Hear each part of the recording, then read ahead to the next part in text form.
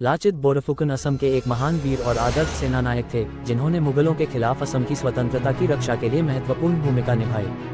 उनका जन्म 24 मार्च 1622 को असम के शिवसागर जिले के एक बोरफुकन परिवार में हुआ था। वे असम के अहोम साम्राज्य के एक महान सैन्य नेता थे और उनका योगदान भारतीय इतिहास में अत्यधिक महत्वपूर्ण है। लाचित बोरफुकन का नाम मुगलों के खिलाफ असम के युद्धों में प्रमुखता से लिया जाता है। उनका सबसे प्रसिद्ध युद्ध सरायघाट की लड़ाई 1671 है, जो असम के इतिहास में एक निर्णायक मोड़ था।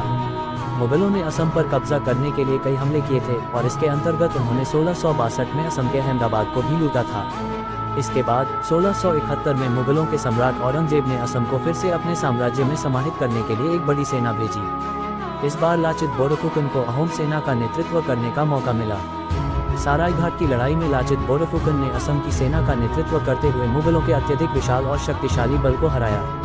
उनकी वीरता, रणनीतिक कौशल और सैन्य नेतृत्व ने अहोम साम्राज्य की रक्षा की। एक प्रसिद्ध घटना जो इस युद्ध से जुड़ी है वह ये है कि लाचित बोरफुकन ने अपनी मातृभूमि की रक्षा के लिए व्यक्तिगत रूप से अपनी बीमारी और कठिनाई को भी नजरअंदाज किया। कहा जाता है कि वह बीमार होने के बावजूद युद्ध में शामिल हुए और अपनी सेना का उत्साह बढ़ाया। लाचित बोरफुकन की कड़ी मेहनत और नायकत्व ने असम के लिए एक महती विजय दिलाई और मुगलों को असम से पीछे हटने के लिए मजबूर किया।